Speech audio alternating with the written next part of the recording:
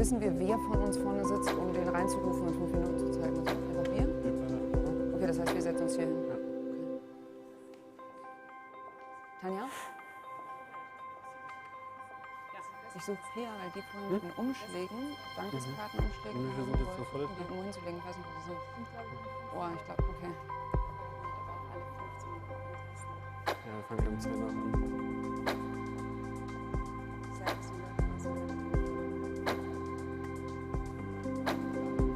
Was steht da schon in der Gruppe? Steht aber auch schon in der Gruppe. Hi, moin.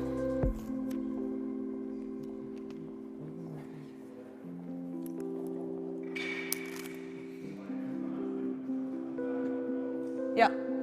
Hello, dear participants. Good morning. Welcome to Innocracy 2021.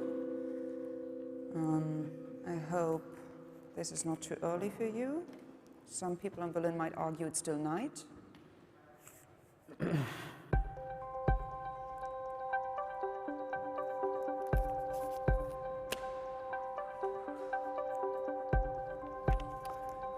Okay.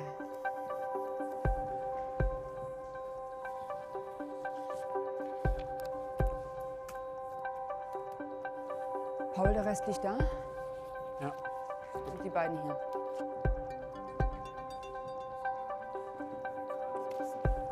Ja. Verstärkt ist noch ein bisschen Tape hier.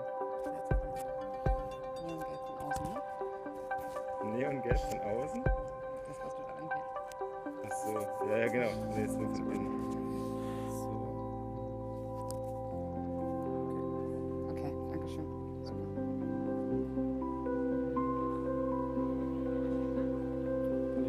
Paulina?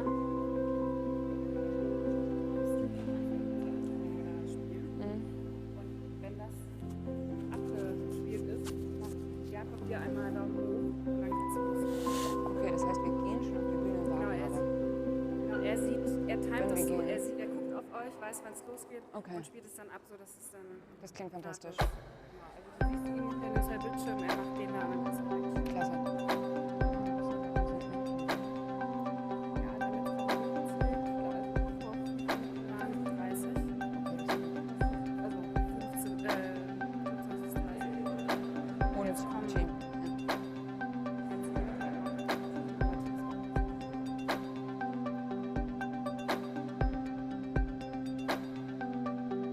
Ja, es geht noch. die erste Tür.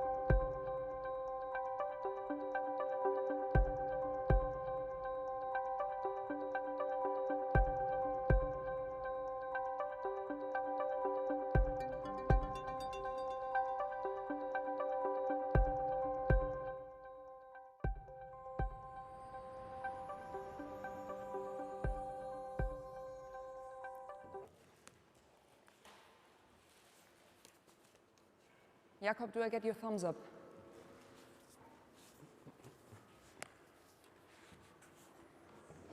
I just got the thumbs up. Hello, good morning and welcome everyone. Welcome dear speakers, welcome dear partners who make this Innocracy conference possible, and welcome dear participants online and offline in this room who came at this time of the day. Some would argue it's still night.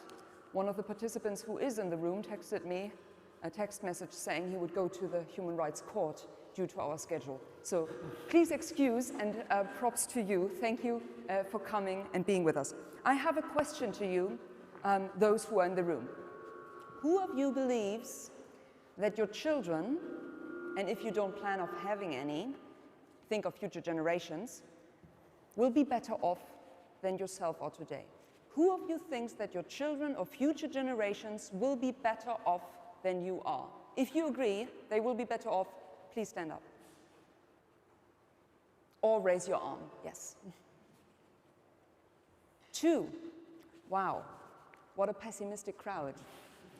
But that might be a little bit representative, because the Global Progress Survey conducted by YouGov early this year showed that 60% of the German population has a pessimistic impression of the future. And the results are similar in other European countries. The Deloitte Millennium Survey, which focuses specifically on younger generations, showed similar results. Young generation's pessimism about the future was drastically growing in the last years. So the old slogan of progress, my children will be better off than myself one day, this old slogan of progress seems to have lost traction. More and more people perceive the future rather as a threat than a promise. They seem to feel a sense of powerlessness, particularly in the face of the climate crisis, but also in the face of the economic transformations that go along with this, and also in the face of social inequalities. Now, I think the form of this feeling of fear and powerlessness takes different forms. Some are overwhelmed by the speed and the complexity of these developments, and others are scared of the future because they think these necessary transformations are actually not happening fast enough.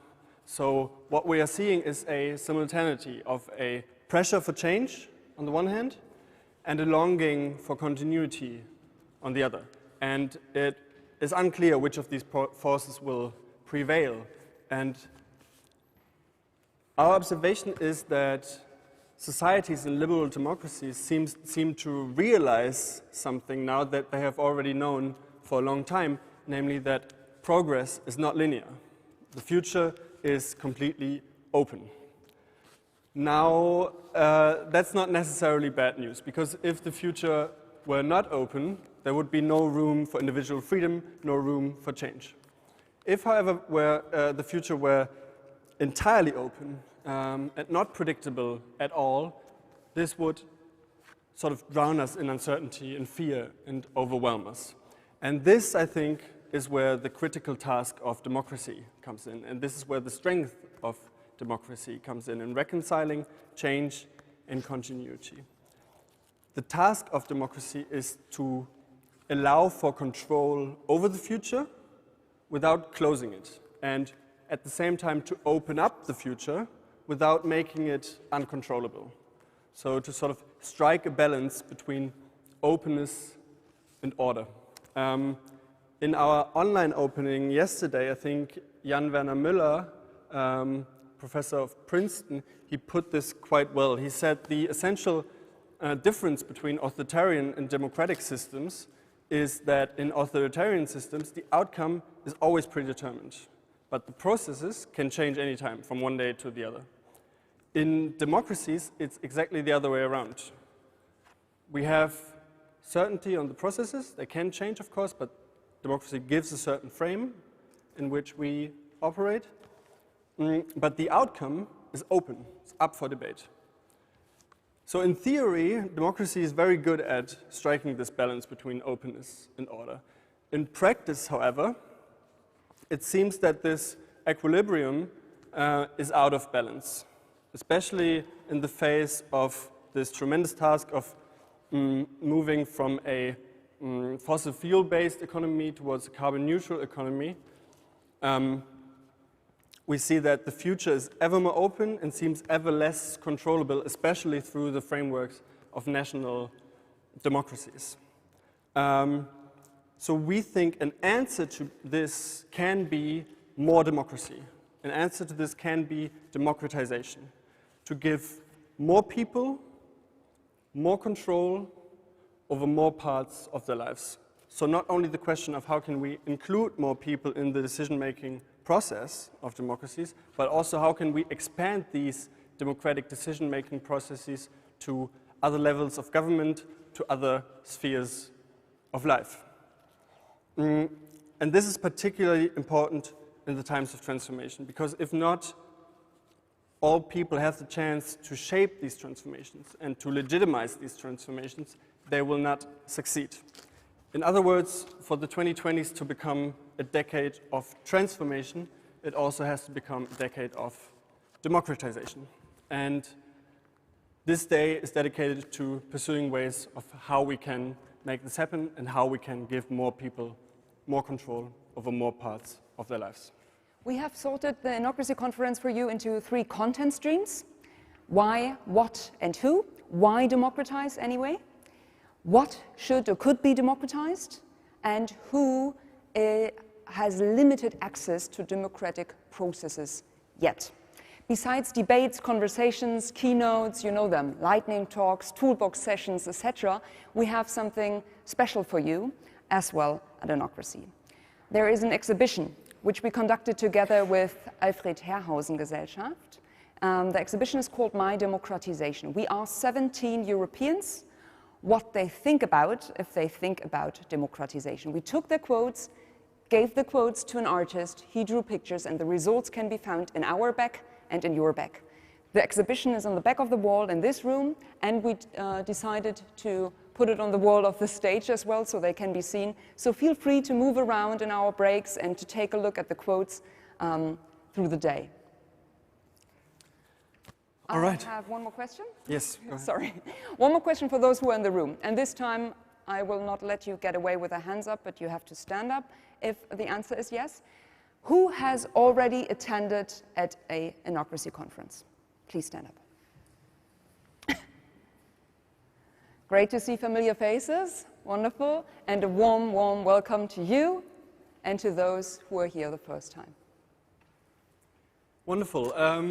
Let's kick off the first session of day 2 of Democracy. Now I'm very, very excited to welcome our 2 speakers for this session to the stage. We will now speak about the question of, or about a central promise of democracy, namely political equality. And I think it's quite obvious that this promise is not fully delivered on, and we will speak about how we can get closer to this ideal of political equality. Today, the session is titled, If You're Not at the Table, You're on the Menu, Political Inequality and Democratization. And for this conversation, I now welcome our 2 speakers. Anna Meyer, who is editor in the weekly newspaper Die Zeit, and who's also an author of the book Die Elenden, and Ouassima Laabich-Mansour, who's a project manager at Superlab, and who's an expert on anti-racism work and political participation. The stage is yours. Enjoy.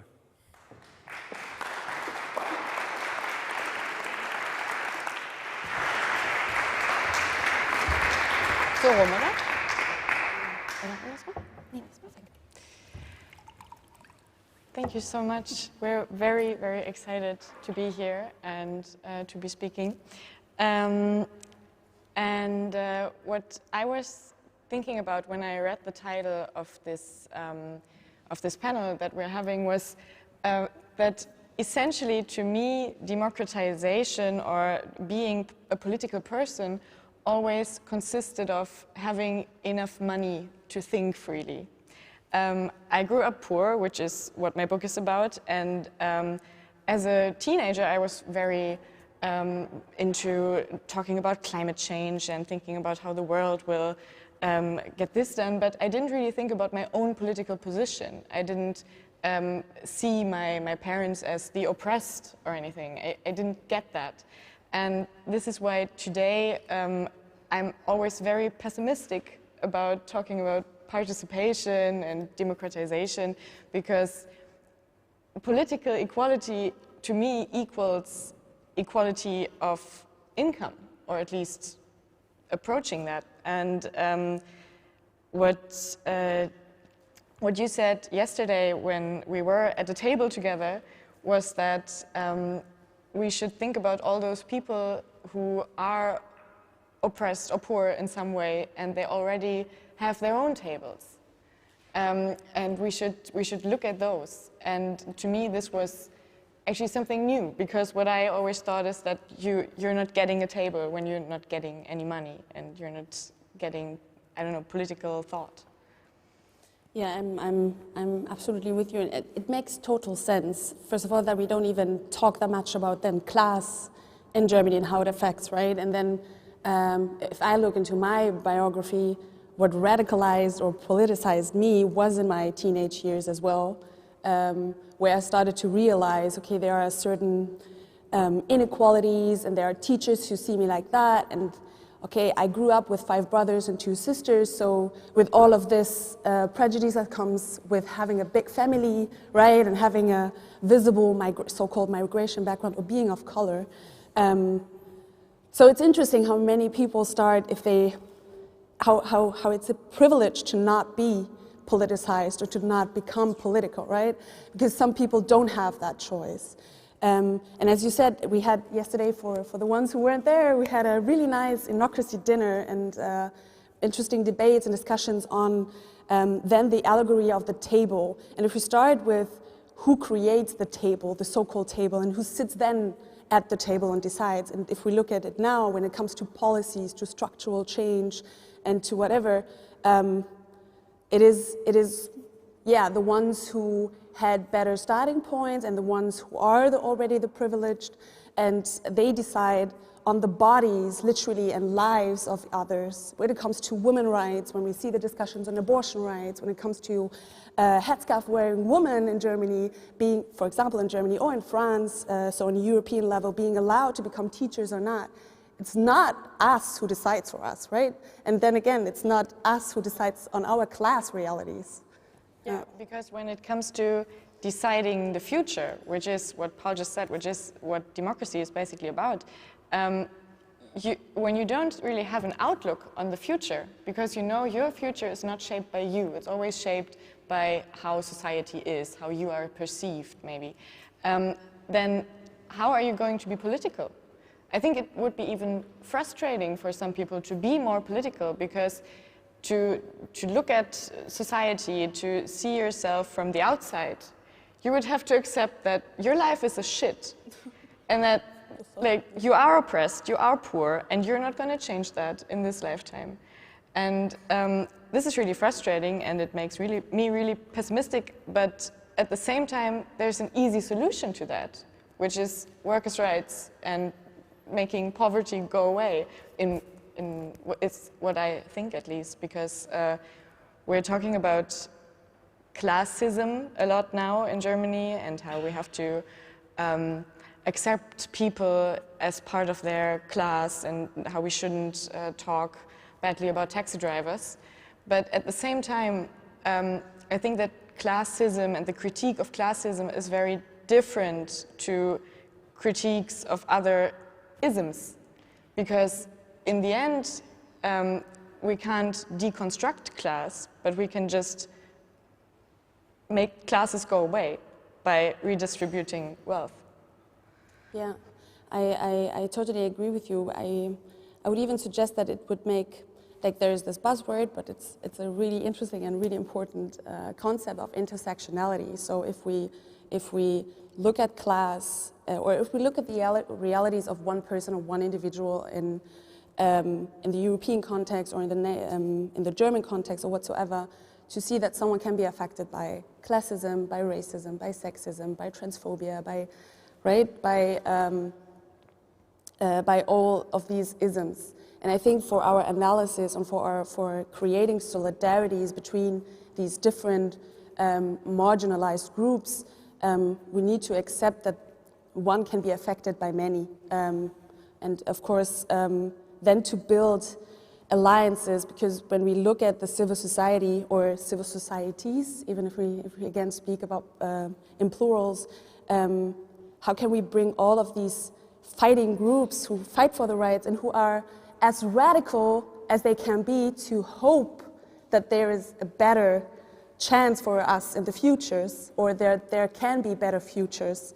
And then to bring all of this radical, hopeful, optimistic people, because I think we need that to survive, right? And to fight further, because we need to make it better, because we can do it, we can make it better. And that's the thing, then to build tables for ourselves, or maybe sit on the floor, look each other, right? Look each other, why even tables, right? So look each other into our eyes and make the promise, I see you and you see me, and I can understand maybe not fully your struggle, because I'm not affected by anti-Black racism, for example, but I want to fight for you, and I know you will fight for me too. And it sounds a bit pathetic maybe, but we need that, because, yeah, I think we cannot wait for somebody else to do that for us, right? But at the same time, when you think about the tables or the carpets of the powerless who sit on the floor together and support each other, then how are they gonna really change something? Because a table with a lot of people without power is not gonna affect power structures, is it? Yeah, it's a yes and no. Because I think if, okay, yesterday we mentioned Gramsci twice, and if we look at this brain of Gramsci's who talked about the power of definitions, for example, in civil societies, who defines what democracy means, who defines what freedom means, who defines what solidarity means, and so who defines what mutuality means, for example. And then we have this fights over, for me, democracy is that, for me, democratization means that, and the other, maybe civil societal actor says, no, for me, it means the total opposite. But we have this fights internal, or this fights over definitions, for example, and even that is in itself super important. Like even who then sits on the carpet, I like that, on the floor and discusses with and says, from my point of view, from my understanding, I want to put that in the middle of the discussion right now. And then of course you have to discuss that, and then you will have people who don't like what you want to say, because even if we think of futures, and it's so hard, but not everyone wants a kind of progressive, inclusive society, or wants everyone to have a say, or wants everyone to have their rights. I don't know, it doesn't even have to be populist only. It's just like my last sentence, because I think if we organize better, and it sounds super American, but if we organize better, and if we put pressure on policymakers, and if we become ourselves decision and policymakers, because that's important too, like who sits or who owns positions, I think step by step, it's hard, but in the system that we live in, we can do changes. At the same time, for some people who don't see any future ahead of them, and who then draw back and say, okay, well, I deserve my low salary, I deserve being poor, it's meritocracy, like, I just didn't learn enough in school.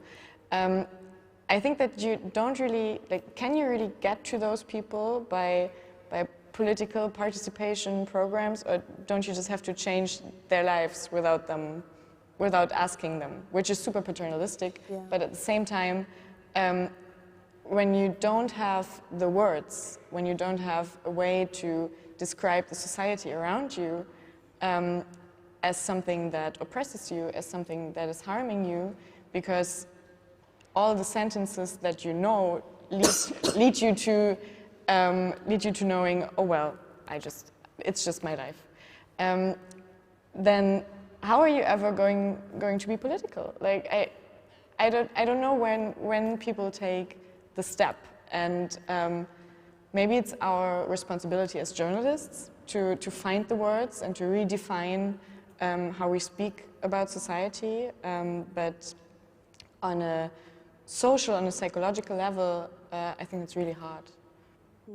And yeah.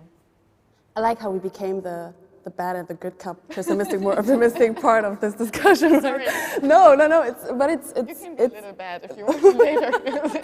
No, it's super important, especially when you said that this myth of everyone gets what they deserve, because in the societies that we live, if you just work hard enough, like this, in the capitalistic system that you live in, if you do everything you can become someone or somewhat.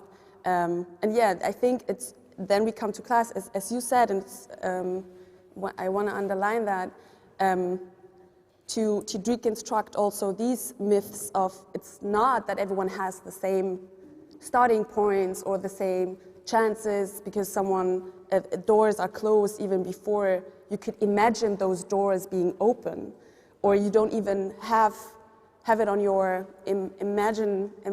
you don't even have it in your mind to become that particular politician or that journalist or the writer or an artist, right?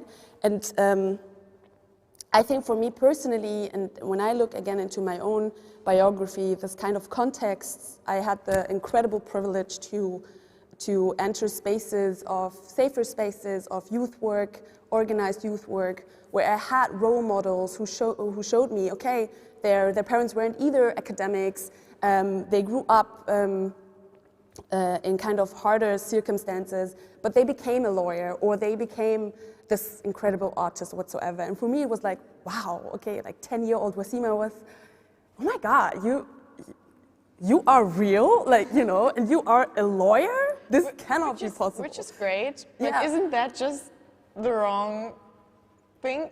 Isn't that just also meritocracy and telling people that if you work hard, you can achieve it? The thing is, of course it is, but it's also true, how to say that, it's to let people, or to have the spaces where you can dream of yourself, like where you define who you want to be and who you're not, especially when it comes to racism and discrimination, right? So you have the space to just start being creative and being by yourself without being labeled as Muslim, as black, as poor, as whatsoever. And just to have this chance, it starts with that for me personally. And I think we need all of that parallelly.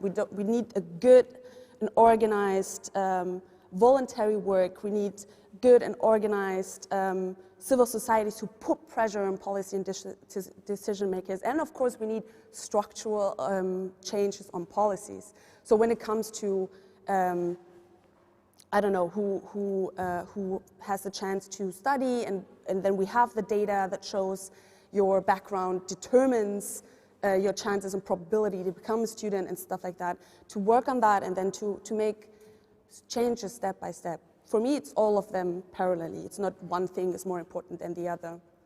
Yeah, and I would always argue that money is the most important because identities are basically shaped by money. Like what we buy, what we eat, what we want is actually who we are, which is super sad, but it's capitalism also. So I guess we'll just have to live with that.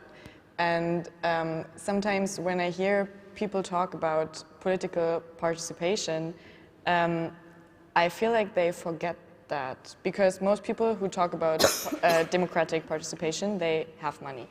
Maybe they grew up differently, but they forgot how that felt sometimes. And then they come to talking about we have to go to the people, we have to talk to them, we have to give them spaces. And in the end, and I'm sitting there and I'm like, yeah, it's like, you can do that, or you can also use all the money that you use for those spaces and just give it to the people, and maybe then they can find themselves like just freely. Which is where sometimes I think progressing in this part of society is kind of a liberal project, because what I would sometimes wish for is having less paternalistic approaches in that field and trusting the people more who are in the end just poor, like they just need higher incomes. Yeah, true. And I remember someone said, like, yeah, if I wouldn't struggle to make basic needs met or to basically survive, of course I would be sitting on all of that panels as well. And it was like, okay, true, of course, it's that easy. Or all of these self-organized communities and groups that they have and projects that they build, money matters. And I think that's, and you're so right, we need to talk about money as well. And there's this thing in Germany, we don't talk about money, like kind of, we don't talk about what people earn, and which is really hard, especially then as a woman or as someone who's perceived as a woman in spaces where you don't even can compare yourself to the wages of then the counterparts, right? But this like another topic. I would like to jump on the word liberal that you mentioned in this liberal approach. I do a PhD also on participatory research and empowerment strategies of youngsters in Germany and their self-organizations affected by racism, etc. And there's this concept of empowerment, right, that a lot of people use right now, and even companies use. So it's the neoliberalization of actually a highly political term, and a highly, which is rooted in the civil rights movements, also in the United States, of black people. And there is this definition of liberal empowerment, then to have an individual empowering themselves or being empowered to pursue their dreams and become the one that they want to become. And then, and most interesting for me, is the liberating empowerment, so the collective empowerment of the people, which is political in that sense, to fight for the rights and to make policy changes and to think of the freedom of my counterpart as much as I think of my own, and not only to focus on myself. Because if we do that further, it's this whole individualization. I think we need more than that. We need to think of as much of the other than we think of ourselves. And I hope we get there. Yeah. That sounds so beautiful, like liberating empowerment. I love it. But at the same time, it's like how I cannot imagine it. And a few hours yesterday ago, a girl on Instagram saw that we're going to be speaking here today, and she sent me a message, and she was like, "Whatever happened to Eat the Rich?" And I was like, yeah, well, we kind of said Eat the Rich for like some years, but it didn't work, and they're still alive, and maybe they don't even taste so good, so we have to find like less radical approaches. And this is like, I'm torn between looking at real politics, like the stuff that you can really do, and dreaming of liberating empowerment. And I don't know where you stand on that, but sometimes I tend to focus, like I myself tend to focus on the real stuff that you can actually touch, and working on Grundsicherung, basic social security and stuff like that, instead of almost philosophically approaching society. Yeah, and I think we need both. Like we need because we need to tackle all of these challenges here and now in this particular moment, and that means also to think of slogans like "Eat the Rich," because there's also now an aesthetic of being this kind of anti-capitalist Marxist person, like okay, and then you have this. And again, it's also it takes real meaning of radical change. If we, for me personally, if we just continue and repeatedly say slogans without actually thinking of them, what do we mean by that? And it's not only with "Eat the Rich," but also like terms like empowerment, like terms like decolonization. Like it's used and used and used, but what do we mean by that? Because decolonization is often abolishing systems, right? So for me, it's both, because yesterday in the setting of the dinner, we touched upon thinking of futures also, and you see, I use futures in plural because there are possible many parallel existing futures as we have many parallel existing presents. So if we now fight in the present for right. And as you said, basic needs, so Grundbedürfnisse of people are being met, and having policies that guarantee, and let it be the quota that guarantee that certain groups are becoming more represented.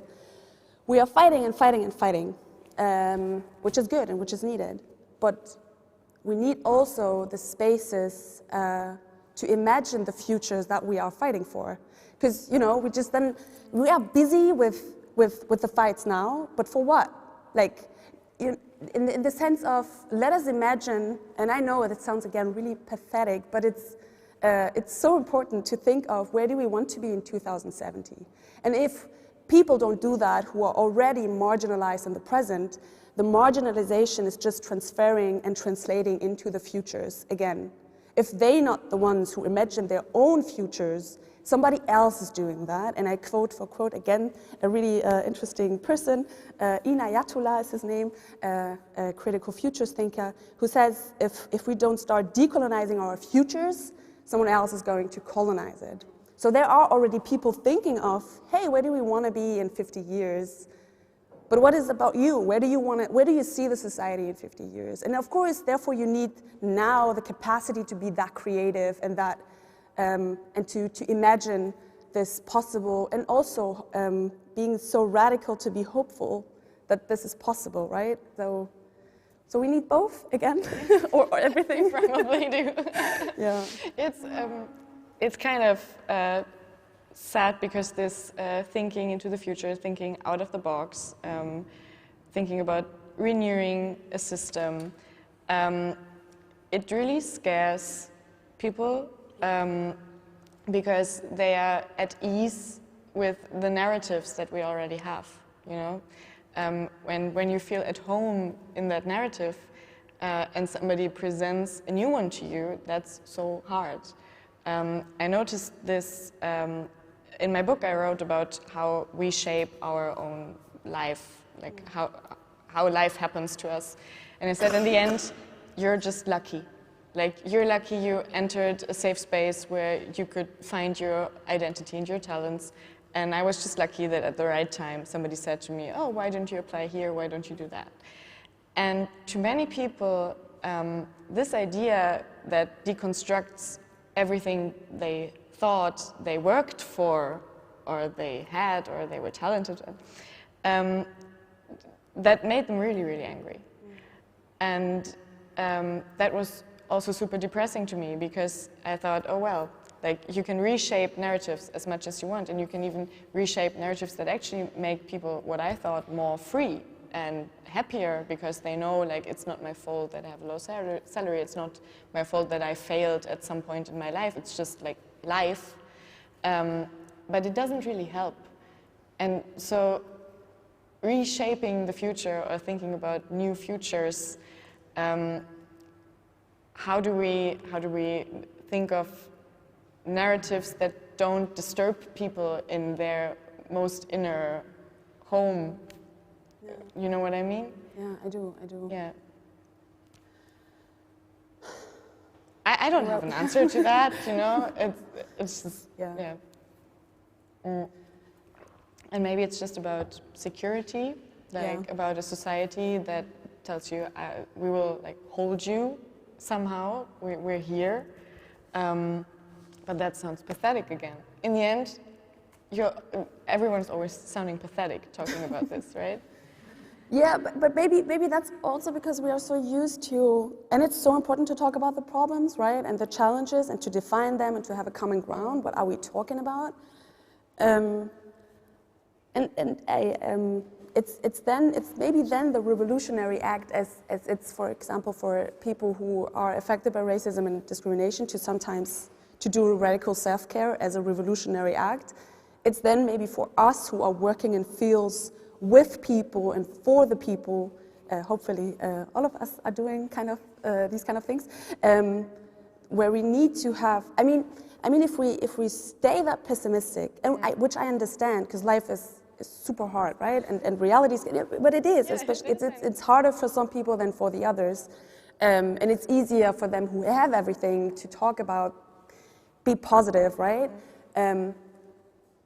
but yeah, if we don't have that, then why are we doing what we're doing? I mean, if we don't think of better futures, I mean, and they are possible. I mean, we are today where we are, and it is different from where we have been for 70 years ago in Europe. That's what I find really interesting. Like, do you feel that in the years that you've been doing political work, or that you've been a political person, do you feel like something has changed for the better?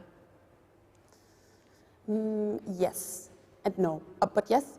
But first, yes. No, I mean, I think we all saw the horrible, and you quoted her in the beginning, the horrible show of the person who talked about it's all about just diversity and just quotas. And if I ask someone where you come from, and this really, 90s kind of discussion or 80s that kind of discussion. That totally exists in so many people's heads. Right. And real, and then I think, oh wow, we're really not doing this again, and we're not really talking about the question of where you come from again, when we actually should talk about structural changes and I have a policy background, that's why I talk about policies all the time, where we need, like, you know, really having these kind of changes and think of better ways of doing that. And then in these moments, I think, what am I doing? Like, okay, this was not, this is warum sonst, basically, like, this was for nothing.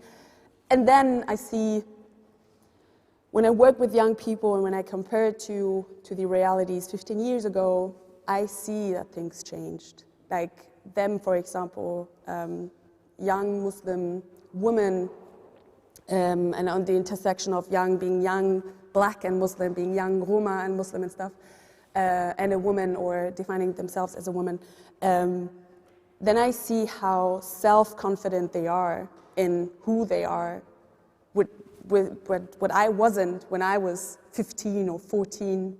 But them, they're just like, this is my country and I do whatever I want, and I don't care if they see me as German or not, like, you know, like, but with a self-confidence. And yeah, of course I become a teacher, and I don't care about policies because we will change that, right? We will go on the streets. And I was like, yes, oh my God, we need more of that. Of course we do that, you know, like, where I'm close to tears, and I think, yeah, wow, you see there are changes happening. And I personally sometimes need to zoom out. I really need to zoom out of the context that I'm working on to see that again. Because and that's the thing, right? If we are so busy, which is so important to tackle, to define the problems, to analyze them, sometimes we don't see that actually things are becoming better. And they're becoming worse too, I know, but they are becoming better as well. And it's to live with this parallel existing things, like with Gleichzeitigkeiten and with contradictions. Yeah. Like, you can't really change the world, but you can just do your best, I guess. And for me, I feel like in the last 10, 15 years, what has changed is really the question of what counts as progressive, you know? And in the 90s and, how do you say Nullerjahre in English? Like 0 years of 2000. In the 2000s, it was progressive to take the state out of the mix of society. And today it's very, very different. And there's a certain acceptance, there's common ground of democratic parties that it's not useful to have people who are left out of society, because it creates fear, in the end, it creates no human capital, which we very dearly need for everything. And I think that's good. I just wanted to say something positive now, just like for a change. No, but yeah. And that also means when we think of, for some the future is a promise, and for some it's a threat. No, for some it's not a promise, but rather a threat, sorry, of the Innocracy paper for that conference. And I think we will always have that, right? We will always have both being a threat, being a promise, having different imaginations of what we want to achieve and what not. Again, for example, not everyone wants to have this inclusive and pluralistic society, and it's so important to acknowledge that, like to know that this is a reality, that not everyone wants a progressive society, and how do we deal with that, and what are we doing about that? We need to become louder, in my opinion, because someone else is going to be louder instead. So we will always have maybe this parallel existing contradictions and possibilities, and then we have this notion, of course, of that democracy is not for granted, and that in order to democratize it, we need to become more democratic. Like this is, and more radically, and more, again, sitting together on the carpet or the floor, having a nice tea, and to discuss, to speak about what do we mean by that in the first place, and then having really buzzword participatory approaches to European democratic to bring people together, and to then define together, hey, what is the beauty, and what is the challenges of democracy, right? And for your specific realities, and how can we come together? What I ask myself a lot is, you just mentioned her again, Elke Heidenreich, who said in German TV a few days ago, and said like she would also ask her, I don't even want to quote this, she would also ask her dark-skinned taxi driver where he came from. And that is totally not something you should say. And she is a person who is holding back democratization by that, or holding back participation. But I've been asking myself, how do we make her responsible? Should we? Or is it just a structural question?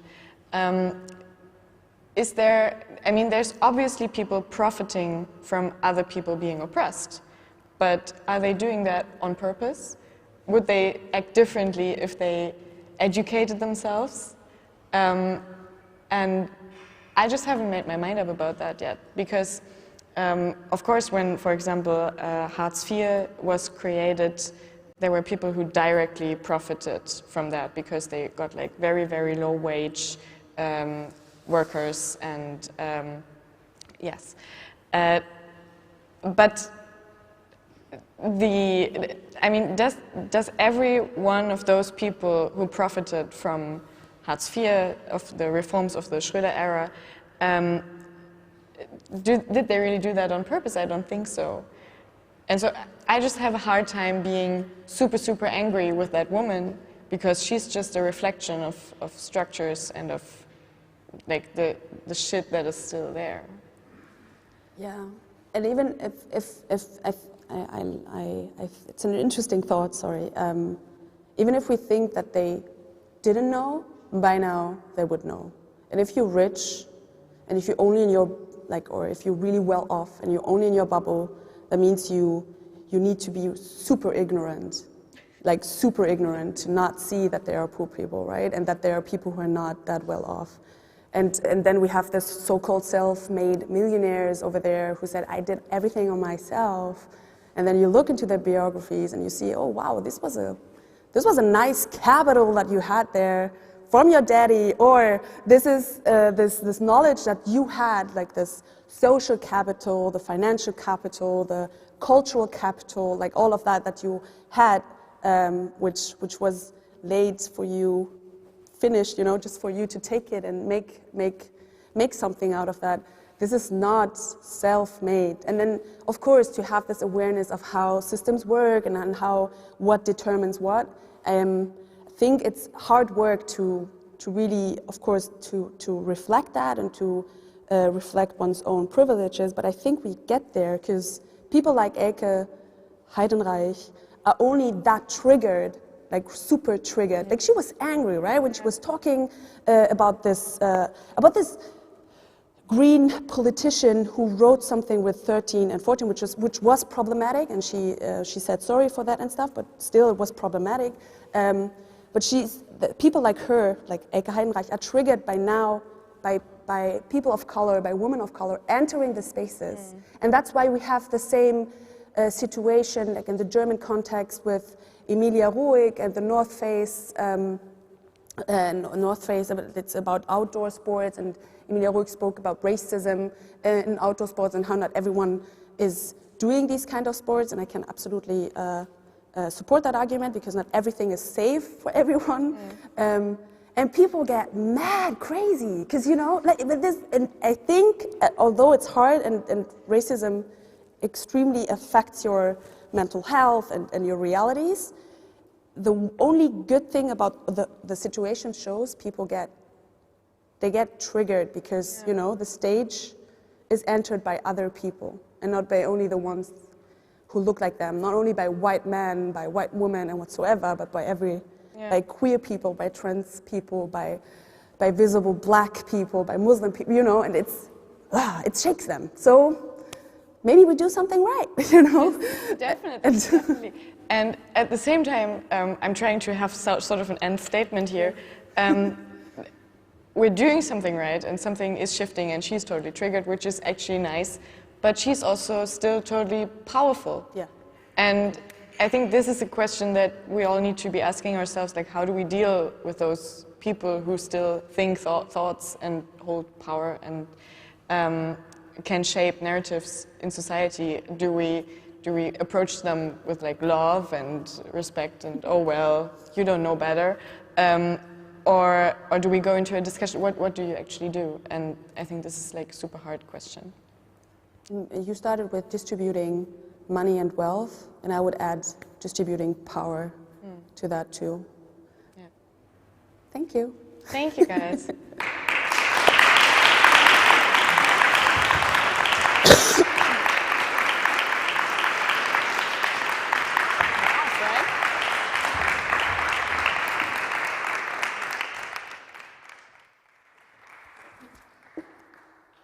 Thank you, Anna. Thank you, Ouassima. You gave us a lot of food for thought. For example, to discuss about the touchable and the non-touchable means of change. Good news, you guys don't need the touchable stuff today. We invite you for lunch and dinner and drinks. And about the non-touchable stuff, you have 30 minutes of a break now, where we have coffee and soft drinks outside. I mentioned the exhibition already. People keep coming in, so chat around, and then take a look at the agenda and decide into which room you go, because there will be parallel sessions happening. Thanks a lot.